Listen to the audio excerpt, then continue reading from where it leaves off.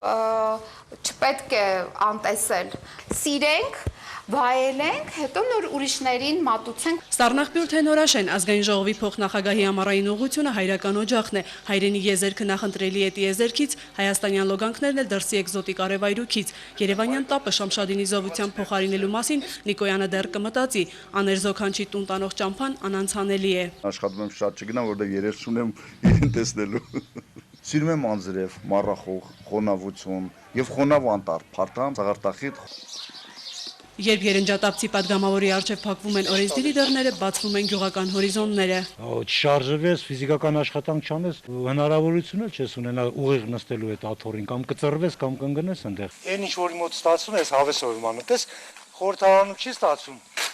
Դեսի ավելի լավ է ստացվում, հենա կեսի մեկ էլ արախ քաշել է տնական։ Լյովա Խաչատրյանն ամառային արձակուրդին չի պատրաստվում մեկ անգամ էլ կարդալ, ինչպես Օթելլոն խեղդեց Դեզդեմոնային։ Տեղեկատվական տեխնոլոգիաներն այսօր գեղարվեստական ընթերցանության ժամանակ չեն թողնում։ Դրսում տեղադրած պատերին կախած, թե գետնի իշարած խորհրդանիշներն անդադար աշխատանք են գովազդում։ Մեր սիմվոլն է աբարանցիներից, որի համար մենք հպարտ ենք համար աշխատասեր մի կենթանի,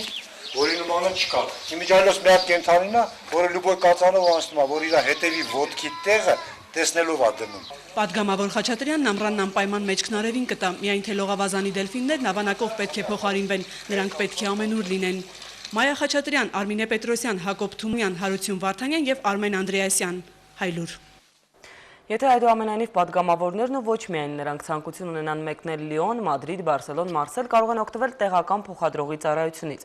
Արմավյան ընդլայնում է աշխարհագրությունը չվերթների ցանկի մեջ ներառելով նոր քաղաքներ։ Ինքնաթիռների քանակը եւս կավելանա։ Արմավիայի սեփականատեր Միխայել Բաղդասարովը նախապատվությունը տալիս է ոչ թե վարձակալությանը, այլև վարկային միջոցներով գնելուն, քանի որ վարկը մարելուց հետո ինքնաթիռը դառնում է ընկերության սեփականությունը։ Մեր երկրի խոշոր գործարարներից մեկը նաև Վրաստանի ազգային ավիափոխադրող ընկերությունը առաջարկել է գնել վրացական ավիաղույների ինքնաթիռները, ինչի շուրջ Բաղդասարովը մտածում է։ Միխայել Բաղդասարովն այսօր հերքել է իր բիզնեսը Վրաստան տեղափոխելու մասին լուրերը։ Հայաստանի երկու ցեմենտի գործարաններից մեկի սեփականատերը համարում է, որ արտարոց ոչինչ չկա, երբ վիճակագրական տվյալները վկայում են շինարարության աճ այն դեպքում, երբ միևնույն ժամանակահատվածում կարող է արձանագրվել նաև ցեմենտի իրացման ծավալների անկում։ Ըստ Բաղդասարովի շինարարությունը միայն շենքերի կառուցումը չէ, նաև ճանապարհներն են, մետաղյա ենթակառուցվածքները։ Գործարանը նպատակ ունի արդիականացնել ցեմենտի արտադրությունը, ինչից հետո գնի որոշակի անկում կլինի։ Գործարարի ներկայացմամբ նվազել են բենզինի իրացման ծավալները, որովհետև եւ միջազգային գներն են բարձր եւ հարկերը, բացի այդ այլ ընտրանք կա։ Գազալցակայանները, որոնցից Բաղդասարովի դիտարկմամբ օգտվում են անգամ արտասահմանյան մակնիշի թանկարժեք մեքենաները։ Գործարարը չի բացառում ճգնաժամի նոր ալիքը, որին պետք է պատրաստ լինել։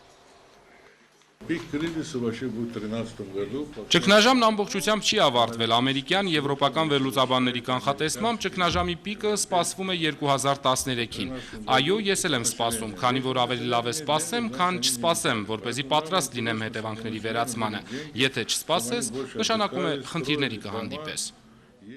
Ադրբեջանը հաստատել է, որ Աֆղանստանում կործանված Il-76 բեռնատար օդանավը պատկանում է ադրբեջանական Մետաքսի ճանապարհ մասնավոր ավիաընկերությանը։ Անցած գիշեր օդանավը բախվել է լեռանն ու ջախջախվել։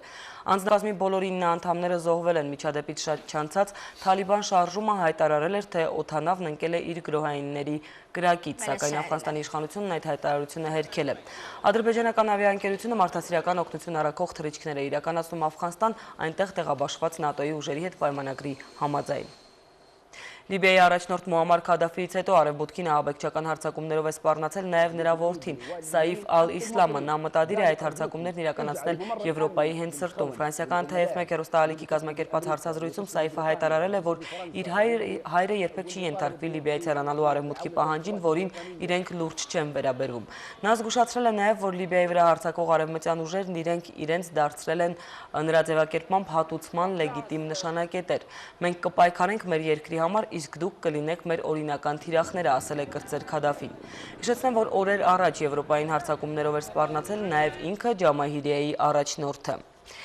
Կիևի դատարանը կարգուկանոնը կոպտորեն խախտելու համար նախկին վարչապետ Յուլիա Տիմոշենկոին 1 օրով հեռացրել է նիստերի դահլիճից, հիմնավորելով, որ Տիմոշենկոն պարբերաբար վիրավորում է դատարանին եւ նախագահողին։ Դահլիճում նաեւ ծեծկռտուք է տեղի ունեցել Տիմոշենկոյի կողմնակիցների եւ հատուկ ջոկատայինների միջև։ Այսօր դատարանը քննում էր 2009 թվականի գազային պայմանագրերի գործը, որը կնքվել էր Ռուսաստանի հետ։ Տիմոշենկոն մեղադրվում է լիազորությունները գերազանցելու համար։ Այս եւ երկու այլ գործերից բացի այսօր նախկին վարչապետի ու նրա կառավարության մի քանի անդամների դեմ քրեական նոր գործ է հարուցվել։ Պաշտոնյաները մեղադրվում են 405 միլիոն դոլարի չափով պետական միջոցներ յուրացնելու փորձի համար։ Գործը կապված է էներգետիկական երկու խոշոր ընկերությունների հետ, որոնց գործունեությունը ժամանակին վերահսկում էր կառավարության նախկին ղեկավար, այժմ ընդդիմության առաջնորդ Տիմոշենկոն։ Եթե ներկայացված մեղադրանքը հաստատվի, ապա Տիմոշենկոին սպառնում է 7-ից 12 տարվա ազատազրկում։ Տիմոշենկոն բոլոր մեղադրանքները հերքում է, պնդելով, թե դրանք քաղաքական ենթատեքստ ունեն։ Դատական գործի համար առիթ է ծառայել Ռուսաստանի պաշտպանության նախարարի նամակը Ուկրաինայի կառավարությանը, որով նախարարը խնդրել է օգնել իր գերատեսչությանը ետ ստանալու 405 միլիոն դոլար պարտքը։ Տնային կալանքից ազատված Ստրոս-Կանը չի կարողացել բացել սեփական տան դուռը։ Կնոջ Ան Սինքլերի հետ բարեկամներից մեկին հյուրընկալվելուց հետո տունդարձին իսկական արկածի են հանդիպել զույգին հանգիստ չտվող լրագրողների եւ պապարացիների ակնդետ հայացքի ներքո։ Ան Սինքլերը փորձել է բացել դուռը եւ հնարավորին չափ արագ ազատվել հետաքրքրասեր բազմությունից, բայց բանալին ոչ աջ է պտտվել, ոչ ձախ։ Երկար տանջվելուց հետո Սիմսիմի դուռն ի վերջո բացվել է, սակայն ամուսիններն այս անգամ էլ չարաբաստիկ բանալին չեն կարողացել հանել անցքից, որպեսզի դուռը ներսից փակեն։ Թեև դա պարոն Ստրոս-Կանի հումորի զգացումը չի նվազեցրել։